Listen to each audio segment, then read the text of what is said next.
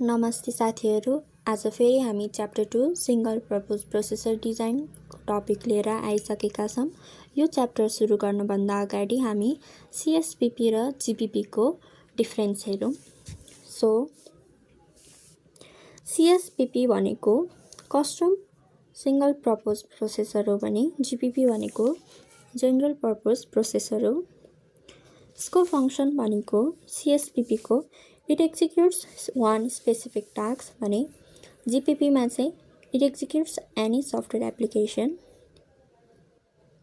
Flexibility को कुरा गर्ने हो भने यो खासै CSPP खासै फ्लेक्सिबल छैन भने GPP चाहिँ फ्लेक्सिबल छ। यसलाई हामी रिप्रोग्राम गर्न सक्छौं, अपडेटहरु गर्न सक्छौं। स्पिड को कुरा गर्ने हो भने CSPP मा चाहिँ एकदम हाई स्पिड हुन्छ किनभने एउटा मात्र टास्क गर्नको लागि डिजाइन गरिएको हुन्छ भने GPP चाहिँ मोडरेट हुन्छ यसको स्पिड अनि यसको आर्किटेक्चरले गर्दा पनि यो हल्का स्लो हुन्छ। पावर इफिसिएन्सी को कुरा गर्ने हो भने CSPP चाहिँ एक्सिलेन्ट हुन्छ। यसमा चाहिँ लजिक गेट्सहरु मात्र युज हुन्छ भने GPP मा चाहिँ पोर हुन्छ किनभने यसको एनर्जी सबै धेरै जस्तो अनयुज्ड हार्डवेयरमा वेस्ट हुन्छ।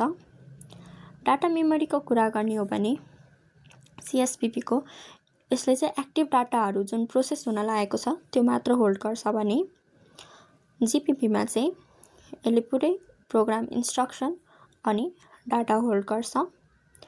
हार्डवेयर को कुरा गर्ने हो भने custom data paths and logic gates रजिस्टरहरु युज गर्छ भने GPP मा चाहिँ स्ट्यान्डर्ड CPU कम्पोनेन्ट्स जस्तै अर्थमेटिक लजिक युनिट अनि कन्ट्रोल युनिटहरु युज गर्छौं। अब हाम्रो अर्को टपिक रहेको छ technique for building a processor. हामीहरुलाई चाहिँ यो टपिक एकदमै गाह्रो लाग्छ तर यसको स्टेपहरु बुझ्यौं भने एकदमै सजिलो छ। एउटा कुनै पनि बेसिक प्रोसेसरमा चाहिँ कन्ट्रोलर र एउटा डाटा पाथ कन्सिस्ट हुन्छ। यसको बारेमा हामी हेरौं। सो डाटा पाथमा चाहिँ के हुन्छ भन्दाखेरि यसले चाहिँ डाटाहरु स्टोर गर्छ अनि म्यानिपुलेट गर्छ। डाटा पाथमा चाहिँ register unit, functional unit, connection unit जस्तै वायर्स अनि मल्टिप्लेक्सरहरु हुन्छ। अनि डाटा पाथले चाहिँ के गर्छ भन्दाखेरि एउटा पर्टिकुलर रजिस्टरबाट डाटा रिड गर्छ, त्यसलाई फंक्सनल युनिटमा पठाउँछ जहाँ चाहिँ अपरेसनहरु जस्तै एड, सबट्र्याक्ट अपरेसनहरु गर्छौं र त्यो अपरेसन कम्प्लिट भइसकेपछि यसले त्यो पर्टिकुलर रजिस्टरमा गएर त्यो भ्यालु स्टोर गर्छ। जस्तै एक्जाम्पल हेरौं। A data path include binary number representing external condition like temperature or speed characters to be displayed on a screen। अर्को कुरा भनेको कन्ट्रोलरको छ। कन्ट्रोलरमा चाहिँ के हुन्छ भन्दाखेरि it is set of data path control inputs of register unit, functional unit and connection units to obtain desired configuration at particular time। यसले चाहिँ के गर्छ मोनिटर गर्छ कन्ट्रोल इनपुट्सहरुलाई डाटा पाथ जसलाई हामी स्ट्याटस सिग्नल पनि भन्छौं। त्यसपछि coming from functional unit and it sets external control output as well। यो हामीले यहाँ फिगरमा पनि हेर्न सक्छौं।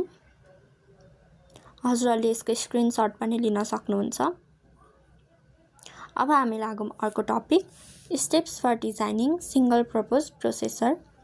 यो स्टेप्सहरु ध्यान दिएर हेरौं किनभने यो हामीलाई एकदमै इम्पोर्टेन्ट छ। क्वेशन एक्जामको भ्यूबाट पनि एकदमै इम्पोर्टेन्ट छ। यहाँबाट लङ मार्क्समा सोध्ने गरिन्छ। सिम्पल र सजिलो छ। यसमा फ्यु स्टेप्सहरु छ। सो फर्स्ट भनेको हामीले ब्लक डायग्राम ड्रा गर्ने हो, ब्ल्याक बक्स ड्रा गर्ने हो। So it is a simple box with input and output signal along with few control signals। So यो चाहिँ एउटा सिम्पल रेक्ट्याङ्गुलर बक्स हुन्छ। यसमा हामीले एउटा इनपुट अनि यहाँनिर आउटपुटहरू अनि कुनै कुनै कन्ट्रोल सिग्नल्सहरू पनि हामीले यहाँ दिन्छौँ। त्यसपछि चाहिँ हामीले सेकेन्ड स्टेपमा प्रोग्राम लेख्नुपर्ने। कुनै पनि प्रब्लम अनुसार हामीले यहाँ प्रोग्राम लेख्नुपर्छ, त्यही अनुसारको प्रोग्राम लेख्नुपर्छ। त्यसपछि हाम्रो थर्ड स्टेप रहेको छ फाइनाइट स्टेट मसिन विथ डाटाको डिजाइन बनाउने। यो चाहिँ के हो भन्दाखेरि हामीले अगाडि लेखेको कोडलाई चाहिँ एउटा इक्विभ्यालेन्ट कम्प्लेक्स डायग्राममा चाहिँ बनाउँछौँ। यो सिम्पली एउटा फ्लो चार्ट जस्तै हो।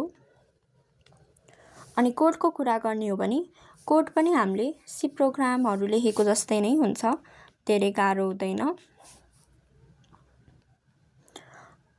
अब एफएसएमडीमा चाहिँ के हुन्छ भने कुनै कुनै टेम्प्लेट्सहरू हुन्छ, जस्तै असाइनमेन्ट, ब्रान्च स्टेटमेन्ट अनि लुप स्टेटमेन्टको लागि युज हुन्छ।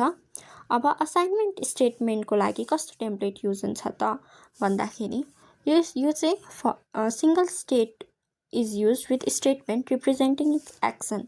सो एउटा सिंगल स्टेटमेन्ट युज हुन्छ अनि यसको एक्सनहरू चाहिँ रिप्रेजेन्ट गरिन्छ अनि यसलाई एउटा सिंगल एरोले पनि रिप्रेजेन्ट गरिन्छ to connect next state. So यहाँ तल पनि हेर्न सक्छौँ, यहाँ दुईटा नम्बर ए र बी एड भएको छ अनि यो एसमा स्टोर भएको छ। त्यसपछि एरोले यसलाई रिप्रेजेन्ट गरेको छ अनि नेक्स्ट स्टेटमेन्टमा जाऊ भनेर असाइन गरेको छ।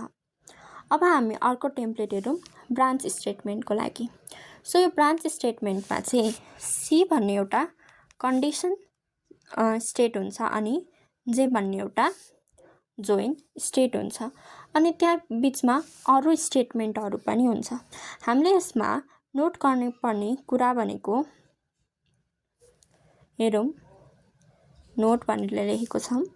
सो फर्स्टमा चाहिँ के छ भन्दाखेरि स्टेट सी अनि स्टेट जे चाहिँ यसमा चाहिँ कुनै पनि एक्सन हुँदैन र यिनीहरू खाली राखिएको हुन्छ। यहाँ तल हामीले देख्न सक्छौँ यो सी स्टेट र जे स्टेटमा कुनै पनि एक्सन छैन र यो ब्लकहरू खाली छ।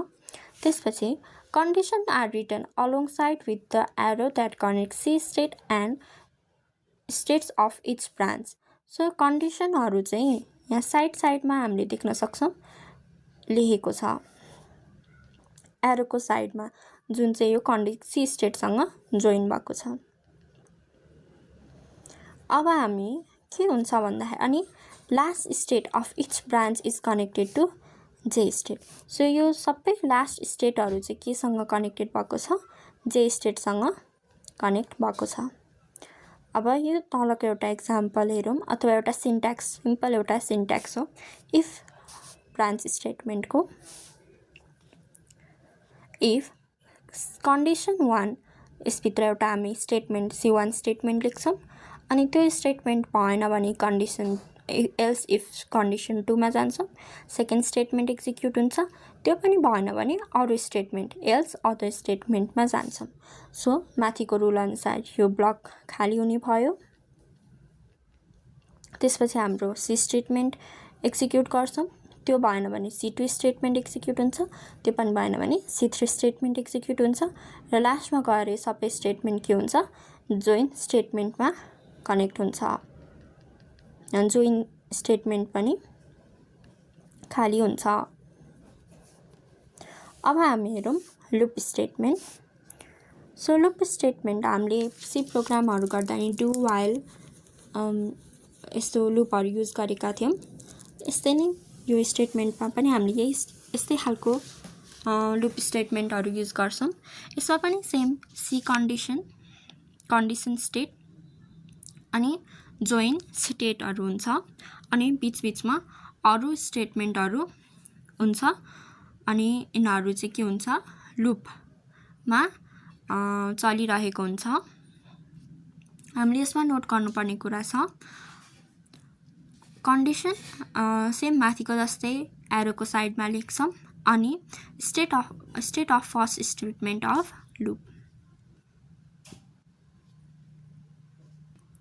त्यसपछि अर्को नोट गर्नुपर्ने कुरा छ the last state of the loop is connected to J state which is connected back to condition state. So last statement जुन छ त्यो हाम्रो माथिको जस्तै J स्टेटमेन्टमा कनेक्टेड हुन्छ र यो J स्टेटमेन्ट चाहिँ फेरि के हुन्छ माथिको कन्डिसन लुपमा गएर जोइन हुन्छ। अब यहाँ तल एउटा अनि यहाँनिर एउटा छुटेको अब थर्ड नोट पढौँ। Complement condition is used alongside C state. So complement भनेको नट इक्वल टु अथवा हुन्छ नि त्यो स्टेटमेन्ट चाहिँ के हुने रहेछ त यहाँ यो कन्डिसन स्टेटको साइडमा युज हुन्छ। अनि अर्को यहाँनिर छ next state is used outside the loop.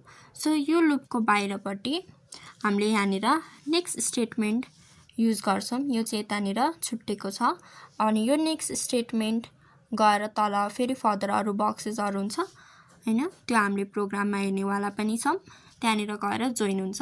हजुरहरुले यहाँनिर नेक्स्ट स्टेटमेन्ट भनेर लेख्नु होला। अब यो सिन्ट्याक्स हेरौं।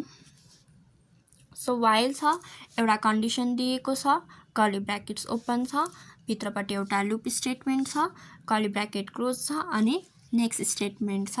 सो साइडको बक्समा हेर्न सक्छौं सी स्टेटमेन्ट र जे स्टेटमेन्ट खाली छ तलपट्टि नेक्स्ट स्टेटमेन्ट छ कन्डिसन म्याच भएपछि तल जाने भयो र त्यो कन्डिसन ट्रु भएपछि जे लुपमा आउने भयो। इफ त्यो लुप चल्नु पर्यो भने माथि कन्डिसन स्टेटमेन्टमा फेरि गएर त्यसले चेक गर्ने भयो अनि त्यो कन्डिसन स्टेटमेन्टसँग इक्वल छैन भने त्यो यतापट्टिबाट आएर नेक्स्ट स्टेटमेन्टमा जान्छ। अब हाम्रो अर्को प्रोसेस छ डाटा पाथ बिल्ड गर्ने।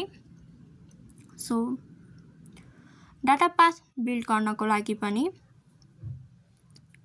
यहाँनिर तीनटा कुराहरुको तीनटा मात्र हैन धेरैवटा कुराहरु छ चारवटा कुराहरु याद गर्नुपर्ने हुन्छ। फर्स्टमा छ रजिस्टर।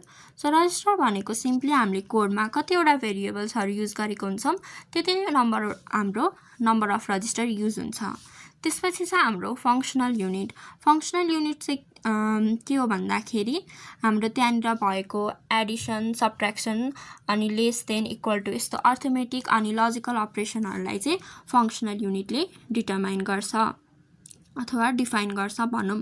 अनि कनेक्सन भनेको चाहिँ त्यो स्टेटमेन्ट कहाँ गएर त्यो स्टेटमेन्ट अब नेक्स्ट केमा कुन ब्लकमा गएर कनेक्ट हुन्छ भन्ने कुराहरु चाहिँ यो कनेक्सनले देखाउँछ।